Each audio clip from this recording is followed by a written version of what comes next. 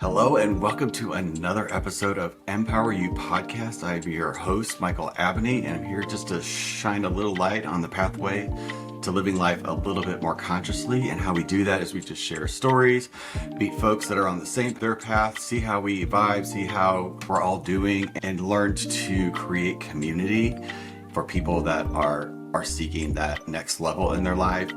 And we're here today to just power you up. So I hope you're ready, because I am so excited to introduce my guest today. And Charles Logan here you're in Sarasota, Florida, correct?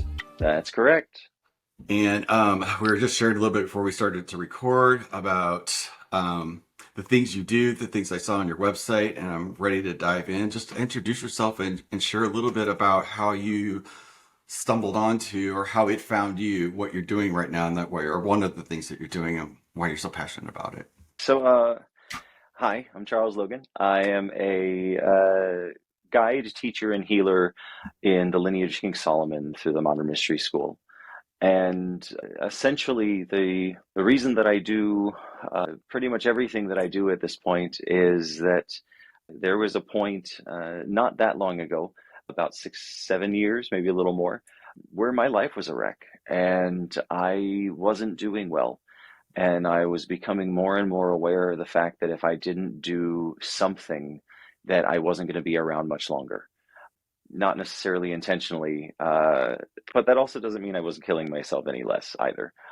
And that started me on a spiritual path, which I always say, kind of took the nosedive that I was on and made it a little bit less dramatic. Like somebody But took the wheel right at the end before it's getting ready to crash, right? it at least kept me from going quite so downhill so fast. Yeah. But that didn't really fully fix it yet. And I was still seeking and searching for something to take me onto the uphill side of things. And through years of looking in many different places and different teachers and different modalities and different schools, training and all these different things, I eventually came across the King Solomon lineage and what's now called the Modern Mystery School, which is the modern day business that has allowed the lineage that's been around for 3,000 years and even longer, going back with the Hermetic teachings, to now operate in the public. Because the mystery schools always used to be closed, like they were secret, they were invitation only. If you could find them, there were only a select few that were allowed to train there. But 20 years ago, our lineage, the North American lineage, opened to the public, and now these teachings are available for everyone. So through some interesting jumping through hoops of the universe, I ended up being down in Naples, Florida, doing a show, and ended up meeting who is now my guide and mentor and good friend, Barbara, who introduced me to the lineage. And that's what finally did it. That's what finally took the downhill and switched me to uphill and got me to where I am now, which is it's just such a far cry internally. Externally as well, there's been a lot of external shifts, but even back when I was really struggling, I don't know that most of the people around me would have known that I was really having the challenges that I did. I mean, a few people might have been like, oh, he kind of drinks a lot, but other than that, I don't know if anybody really knew that I was having the problems that I was. So I don't know. There's Right. yeah, so much. We don't talk about So that much with of each it. other. We don't talk about that with each other. Everybody has it. Even when stuff is going really, really well, it's still going on in that background. Yeah. So it's like I love creating the space to share that we're all these things that were really kind of similar. It's not distinct. Now, however, Yeah. I thought I was the only one on the planet that was like experiencing those things, and I just never even occurred to me that somebody else would have been pretending too, because I just thought everybody had like such perfect, cookie cutter little lives, and that's We tend to think that everybody else is doing great, and if they're not doing great, then they're just not going to care about my problems anyway. So yeah, yeah. and especially as men, we tend to not really express our feelings and our emotions outwardly, and we just push it aside because it gets in the way of us getting things done, which is our main focus and task in the world, is to get things done, and those pesky emotions, they're just getting in the way all the time. So Yeah, get out of absolutely. here. Long before I discovered that those emotions were really just energy and motion. Everything was energy, and Mhm. like whatever it is, we all discover our own. Somehow the universe has got guardrails on us, thank God, that can like shift us to exactly where we're going to be. But I love words. I love language. I love I'm so interested just by what you said earlier when you're introducing yourself and you were talking about that. You have to forgive me though. I don't know any of those words or what they mean. Oh, it's Like, okay. so share with me a little bit like a lineage, or you like, I Mm, really am interested in learning what's underneath the hood of that. Because I'm an energy guy, I see energy. So it's not so much the me that juices what that lineage like open up in you, like yeah. 'cause we all have our own little path, but I that thread that like kind of all holds us together really is I believe inside of our stories about what was the thing like that transformed in our heart that shifted you where Mm, you're obviously I'm sitting talking to you today and I can feel your heart chakra is wide open. So mm. I know that you're coming from that space. You're not coming from your ego or your headspace. So that probably died along with all that other stuff back 6 years ago, like it did me. It's has far less control over me now than it ever has, Yeah. and I'm still human, right? So the negative Yeah. ego still, of course, tries to rear its ugly head and run the show sometimes. But nowadays, I'm very well acquainted with what it sounds like and the tricks and devices that it uses, and Yeah. I'm much more well equipped to be like, I see what you're doing there. Not Fool me today. once. About 200 times they fooled me before I started to like, Right. oh, I could choose. Remember that Fool commercial me where three a thousand little devil times. on one side and a little angel on the other? Oh Sometimes yeah. it's just kind of like, which one's it going to be today, kids? Well, and that's what we have as humans in this world, and in every moment of every day, we have the choice, and we can look at that as the choice between light and dark. We can look at it as the choice between good and bad, or just the choice between our positive ego and our negative ego, and which one we're going to let, be in charge, let run the show. Yeah. And really, every moment, every decision that we ever make can be kind of boiled down at its core to that choice of like, all right, which one am I choosing here? Am I going to choose Exactly. to serve the light? Am I going to choose to bring light in this world, or am I going to choose the path that's going to bring some kind of harm or pain, whether it's to someone else or more likely ourselves? It's usually who we inflict the most harm on, Yeah. because most of us are good people. We're not going to go around harming others, but all the things that we do to ourselves, Oh, wait. Yeah. Crazy. Yeah, But we could talk an entire show about that right there. yeah, But that's a whole I rabbit hole in itself. we're not going down that rabbit hole today because I want to go down the rabbit Um, hole like how you connected with this and what yeah. this did for your life, like on the underneath. So the you really touched on a key aspect of it, because you were talking about the lineage, but then you were saying, but what's the thread? Like, what's the thing that connects? And essentially, that's what a lineage is. It is a through line. It's a thread that stays consistent throughout eons of time, right? Or at least millennia, we can say for certain. So when we say the lineage of King Solomon, it means that the teachings that we're handing down are the teachings that have been developed in King Solomon's temple at his time. Now, some of them he inherited from the original Hermetic teachings, some of them he inherited from the ancient Egyptian mystery schools. There were other things that came before him, but he really consolidated everything and put it into the form and structure that we use today. And those teachings have been handed down directly in a through line, that direct thread from teacher to student for the last 3,000 years. So it's an oral tradition that is handed down in person in very specific ways Mhm. to allow the flow of the energy to stay intact, and the pathways for the light to come in and do what it needs to do are so well established that as long as you follow the recipe, so to speak, then the energy comes in and it knows exactly where it needs to go, exactly what it needs to do. I know For it's hard me, to that talk about the was hows. I know it's kind of hard to talk about the hows, yeah. but what about the wow? Like, what about the how when that started to happen? Like, what was the thing in your life that you first started to notice? Like, hey, I'm doing this thing, and all of a sudden, these things out here are starting to pop when they never were popping before, right? It's interesting because I tend to be very focused on whatever I'm doing at the time. And so it's surprising given who I am and what I do now and all of that. But I often joke that I'm a little bit dense, and I force my guides and my higher self to wield energetic 2x4s to get me to actually pay attention, because I'm just so focused on what I'm doing, right? I'm not Mhm. always necessarily looking around.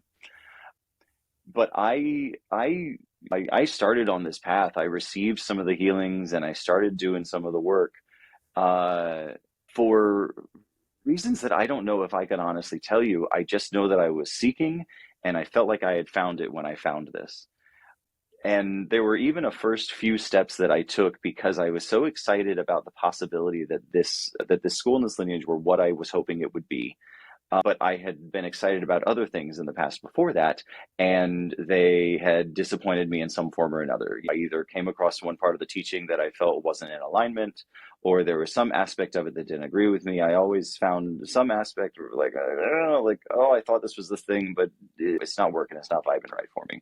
And so a few of the steps that I took in the beginning, I really took because I wanted to get deep enough in so I could find out it was all nonsense, get disappointed, and then move on about my business. Um, Okay. Looking back on it, I think it was my higher self kind of pulling the strings, but using my negative ego as the puppet to dictate it. Um, but at first, I just knew that everything I was learning seemed super cool, and it opened up these possibilities. Oh, maybe that's what it looks like to actually have magic in the world and use energy and really make a difference. I One of the things I was struggling with so much when I found this was a feeling of powerlessness. I was looking around at the world around me, I was seeing the state of things, and I just felt like I couldn't do anything about it. I was disillusioned by seeing so many aspects of our world and all of the avenues that we should be able to use to create and facilitate change just seemed like they were no longer functioning, and that it just felt really defeated and powerless. And Like that was, do you still feel that way now? oh no, Okay. now I feel like I can actually do something in the world. And that was something that I did notice early on. One of the first classes that we teach in lineage is called Empower Thyself, and it's 2 full days of teachings, and that was where that started to shift. I wasn't super aware of it at the time, but looking back, that's where I started to at least look around me and be like, all right, I can make a difference here. You know, and we all can, right? It's not just about I'm not going to go be a political leader that's creating change on that massive scale that way. I can affect so much change by, first of all, changing myself, healing my inner world, and creating around me the sphere of influence that I have direct control over, about making that everything that I want it to be. And then that lit the desire to then help others do the same. And the more of us that just start to make our personal worlds the world that we want, then the entire world eventually becomes the world that we want, because we're each actively creating it in our own personal lives. It's a little bit of a cliche statement at this point, but be the change, right? It That's really the is, core of it. and Excuse me. there's a lot of folks right now, Charles, that are like they don't have access to that. They're back where you were, when it's like they have no control. And I remember Yeah. that too. Like the first time my guides ever like spoke to me that I knew beyond a doubt was right after September 11th, and they told me that that's Mm, why I came here, was something shifted then, and mm. it shifted in me for sure. I can't believe that's been like that many years ago, but Oh yeah, um it's crazy. that was the thing. It was because that made any sense to me. Like none of it Yeah. made sense. And I was always sort of the outsider and saw energy around things, and like what was happening on the inside never was matching what the outside was. So I had that powerlessness too. And then when I saw it Mm, reflected on a global scale, and I've always sort of had that vibe or that viewpoint. I don't know why I was sort of born with it, but it's like I see so many folks right now, like the masses are waking up. When you were waking up, that's one of the first things you got to be confronted with is how really uncomfortable we are, because we're taught to be comfortable. We don't realize that comfortable is the thing we should run to, because that's where everything that we ever wanted in our entire lives exists. But like in that space, when you're starting to wake up to that, what was the thing? Because somebody's listening to this right now, and all they want to know is what was the damn switch. Tell me where the switch is at. Like, what was that for you? I think it was just being reminded that I am divine, that I am royal, that I am powerful in and of myself. Like you, The biggest lie, what's that? you connected to it, right? Yeah, and that's one of the empower thyself, connect the students to that in a really direct and tangible way. And the biggest lie that we tell ourselves is that we don't matter and we can't do anything. Yeah. Because you know each single one of us is actively manifesting the entire world around us at every moment of every day. And it's just a matter of whether we're doing it on purpose. Yeah. And it's interesting though. I was going to college in Manhattan on September 11th, 2001, and that is a really a point in my path that I can look back where I things really for the negative for me, and I really started to shut down and just push everything away and block everything out. I by nature I'm very much naturally indigo in nature, right? I'm highly empathic, I'm very energetically sensitive, a strong galactic tendency towards a lot of things. I just learned to hide it really well, especially because of the household I grew up in and the life that things were going on. But I didn't really completely block all that off until I think around that time of September 11th. That's when things got so rough and so harsh and so bad Yeah. that I just shut it all down. And anytime it ran a risk of rearing its head too much, then I just drank it until it wasn't, you know? Yeah. Um, I was on a very similar, like, even though that happened and they said that, that was not like, woo, and I just floated my ass to here. No, I resist. I am the big, like, I'm the biggest resistor ever. Like, I'll resist till the thing, like, just doesn't have anything left. I'll just keep resisting till it doesn't have anything left. And, like, mine, I had like about 2014 was when I was diagnosed with HIV and a lupus, mm, and like my health failed. Everything failed. And but that was like it took away a lot of ego and it made me focus on health, which I became really healthy, like nothing wrong with me now.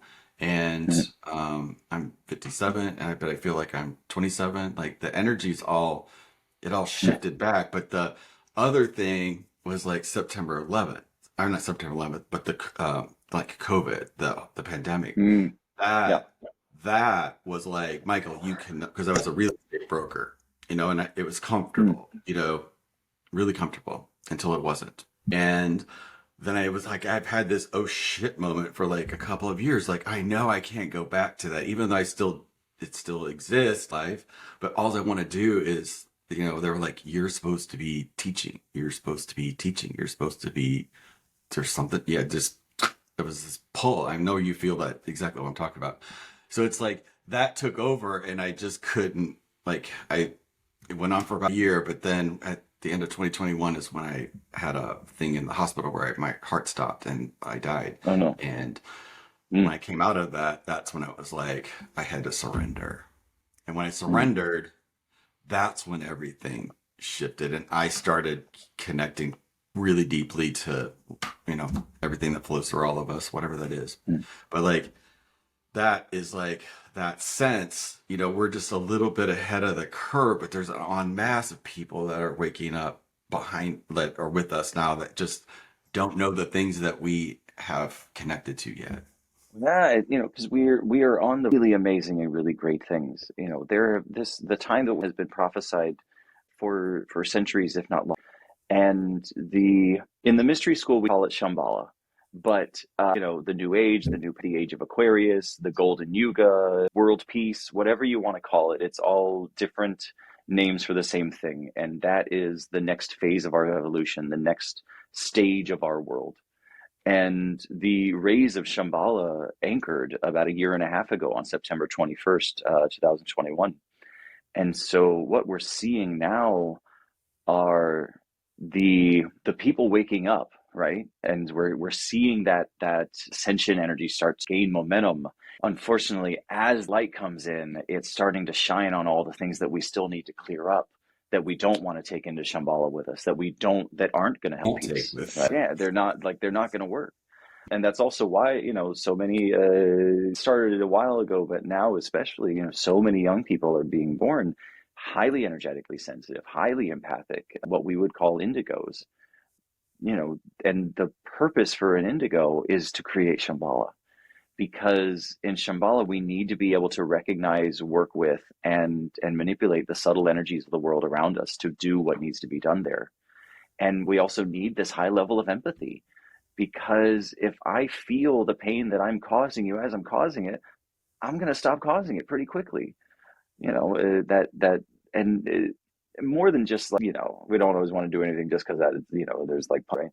But even more than that, there's just the sense of unity. We are a collective consciousness. We are one big giant being of energy that's individuated into billions and billions and billions and billions of. We're all here experiencing the physical world at our own times and in our own ways to be able to, do what we came here to do, which is a longer conversation topic. But we're always striving to get back towards that connection, and that level of empathy is going to help us get there in such a more profound and functional way. I'm not exactly sure how I got there, but there you go. It's even talking about the part of the journey, when you start to wake up, I was extremely angry. I was extremely didn't know how to deal with all of those things because, what I was depressed. Yep. There were things that I'd suppressed and depressed that were in my body. And that's where we resign, and we just accept that. But when we start coming out of that, what feels better than depression is being pissed off, but you can't stay there, right? Like, so we gotta shift through those emotional scales like an octave, a song, and just keep getting till we can get a little whiff of hope, and then we're going somewhere. And it's hard because especially once we start to be more aware and you start to look around and you start to, actually, take an active role in making your life better and making the world better. That's when it's the most dangerous time for our spiritual arrogance to kick in and for us to start looking around and be like, well, I'm working on changing the world today. What are you doing? And that's going to lead to also the anger because like, oh my God, I'm working so hard to make the world better and I'm watching you just tear it down. How dare you, insert expletive. Yeah. So gratitude and compassion become such key ingredients to weave into the mix. Anger in and of itself is just an emotion, right? It's neither good nor bad. There is a time when righteous anger can give us the fuel and the fire that we need to get something done, right? It's just, you don't want it distorted and we don't want to hold on to it, right? You gotta, we need to find a healthy outlet for it, healthy expression of it. Because otherwise it's just going to get lodged into the subconscious to come back and bite us in the behind later on. But the more we have for others and the fact that no idea, and it is impossible for me to know how hard someone else is trying to do anything that they're doing. And I can certainly look at anybody in the world and say, oh, you could be doing better. But I don't know them. I don't know their life. And the vast majority of people are doing their best and they're good people and they're making the best they know how to make. Now, we can argue all day long about, how misguided those choices might be. But the vast majority are good people that are trying their best and doing the best with the tools that they have available to them and with the skill set that they currently, possess. Yeah. And when you accept that, then the compassion kicks in and be like, oh man, you're really trying, and is all that's coming out of how much effort you're putting in, that means you're really struggling. So, here, let me lend my brother a hand. Here, let me support my sister, and let me be grateful for them for providing me the opportunity to be in the flow of compassion and to be in the light of service, because there's no closer to God, source, spirit, creator, whatever you want to call that energy that you spoke of earlier, right? That energy that flows through us, the primordial force of love and good in the world that brings order to the chaos. Name it whatever you want. The most powerful way that we can connect to that energy in this life is when we step into service to another. Yeah. Okay. Easier said than done, but it's the truth. Oh yeah. Yeah. Absolutely. The part that's like so hard for folks, I believe, is like learning how to not react to something. It takes it takes a practice. The mind's going to say, hey, that doesn't work, because it's the one that doesn't want you to do that. It doesn't want you to become aware.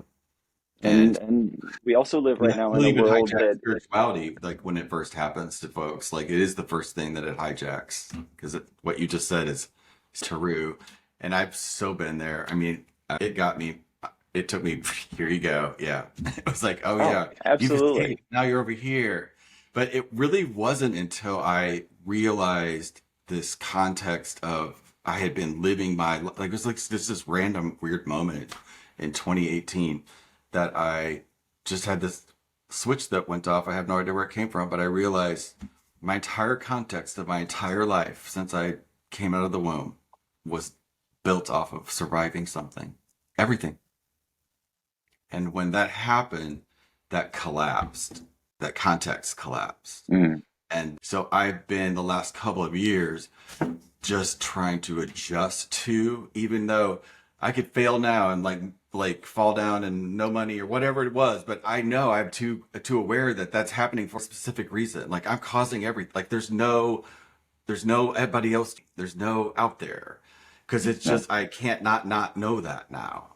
But at the same time, I realize there's not a lot of folks walking around the planet that know that yet, or but I know that that's where we're all kind of going.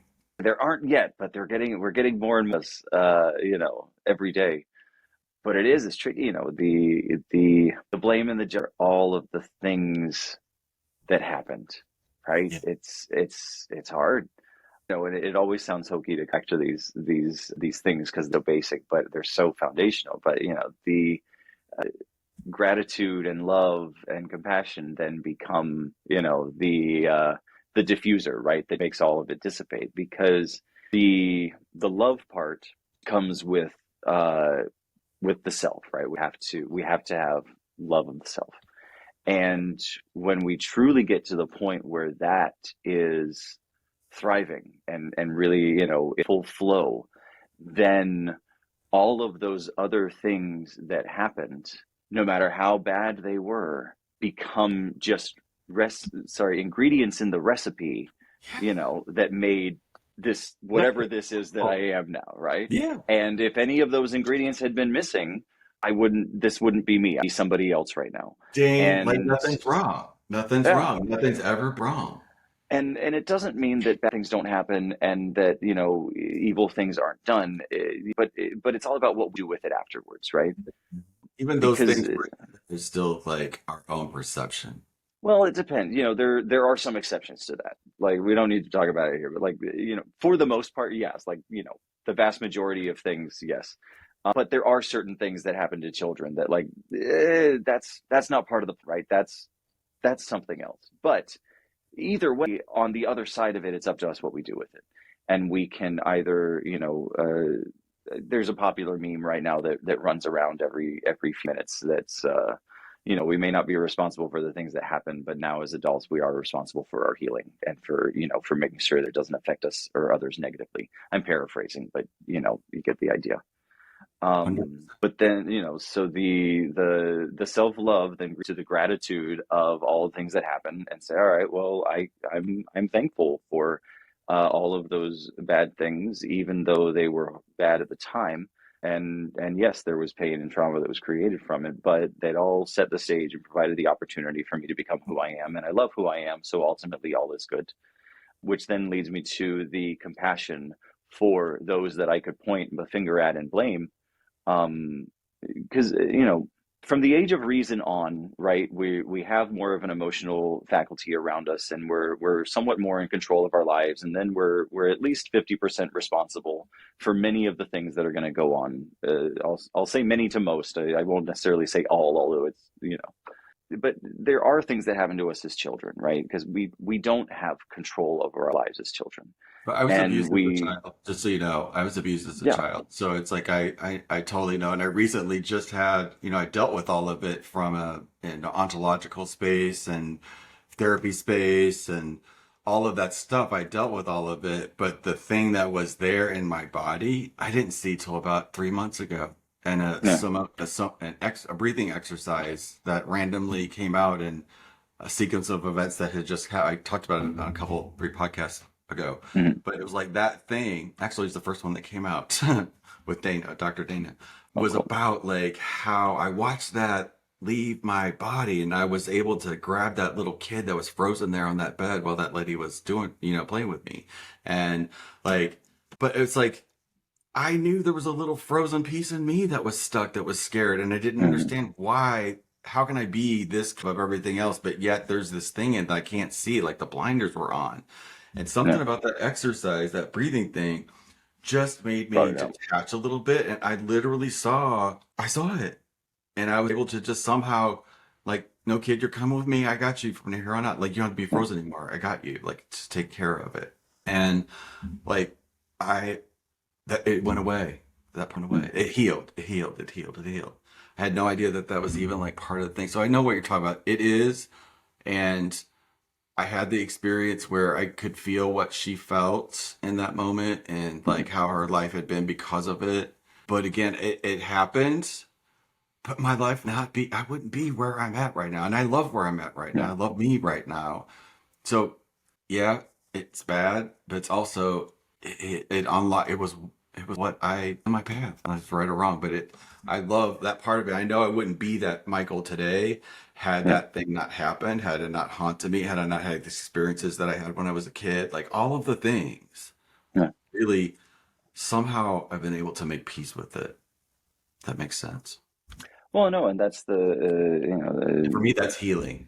what is it? That's what we do. We take, even when it is a situation where the hand was dealt to us that we did not have a hand in dealing it, it then becomes an opportunity for us to become more and better and greater because of it, rather than Yeah. being You know what, given more power than it had in the first place, right? We you know what it continue gave to. me?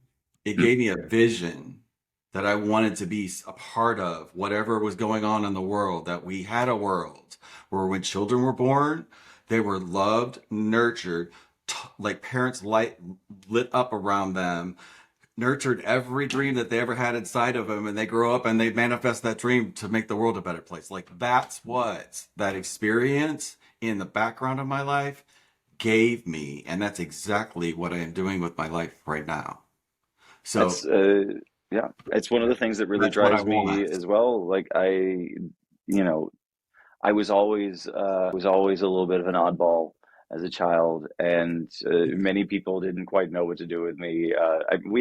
We have family videos that you can watch where 20 minutes of the video go by, and then I just come wandering in from some unknown somewhere, and it just who knows what I was doing, and nobody seemed concerned. This was a completely normal thing for me to do. I was Yeah. probably off playing with fairies in the backyard. Who knows what? But it was just always odd, and I was also again highly energetically sensitive and highly empathic. So not only did I was I aware of the fact I was different, but then I was able to feel the emotions from the people around me, thinking, oh, what do we do with a little weirdo?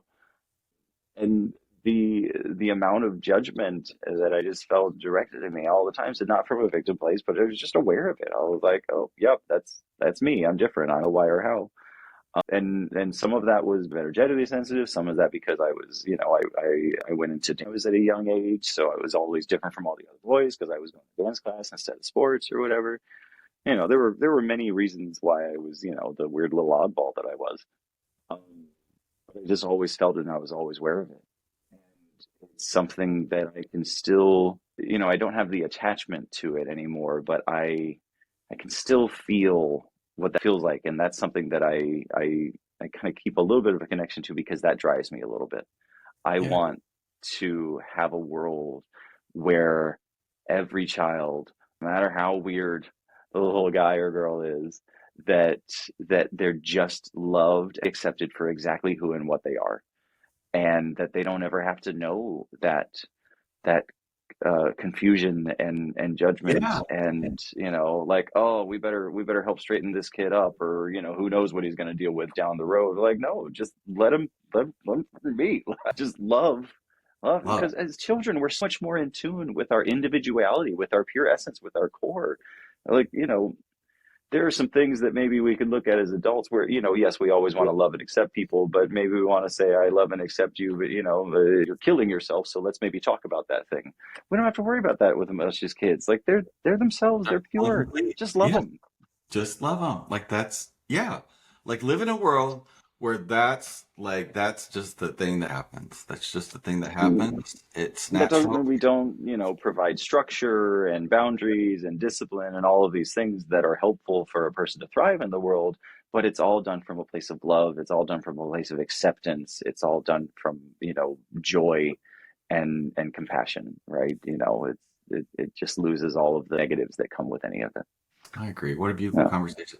This is the thing that I love. I love Yeah. having conversations. I really, really do. What's your takeaway from today? I am the worst at question anytime it's asked me about anything.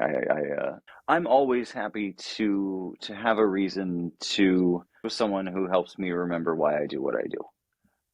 It's easy to get bogged down in the doing of the thing sometimes, We, because living a life in service is full of beauty and wonder and joy, and it can also be highly challenging, and it can be um, a lonesome, if not lonely path, right? Lonely isn't the right word, but there's so much that we go through that we have to go through alone. And there's so much, internal reflection and so many things that we do in and of ourselves that, it's any chance that we can have an opportunity to come together and to remember what we're all doing. And that's Shambhala. Call it whatever you want, all the same thing, but that's what we're all working towards, is where a world where children are nourished and loved and cared for by everyone, and where not just children but all people are accepted and loved. And Shambhala doesn't mean that there's no pain and there's no heartache and there's not struggles and challenges, right? It just means that the deliberate harm of one to another, that's what goes away. We still have life, we still have loss, we still have challenges. Like, all of those things are part of our growth. They're why we're here. They help make us better humans, better beings, better kings and queens, better gods and goddesses, however you want to think of it. yeah. Um, but the deliberate harm that, of one to another, because I am a divine being, and if I recognize that divinity in every other being, then so many of our problems just, Disappear. you Yeah. know, Yeah. that's the old namaste, right? Which again is a little bit of a cliche thing at this point that a lot of people throw around there, in the same way that I've had some people say the words love and light to me in ways that I did not feel like they meant love and light at all. But that's what not is, right? The God, He the honors the light. divine essence, the royalty that is me, is within me, is recognizing that divinity and that royalty and that God essence within you. And if I recognize it within you, I recognize it within everyone. And if everyone's recognizing it within each other, then I won't venture a percentage, but a lot of our problems in the world just, Poof. Yeah. and it seems simple, but it is the beauty of it, because Mhm. the greatest things are. Doesn't mean it's easy, but it is No, very simple. it's always uncomfortable. Always. Yeah. Always, always, always. Dig But into the sometimes those discomfort, big and things that that's where the good shift your stuff is. life are the ones that happen in the blink of an eye. It Yeah. really does. The last little thing I'll leave, one of the things that I love about the mystery school and the lineage teachings, and how effective they are.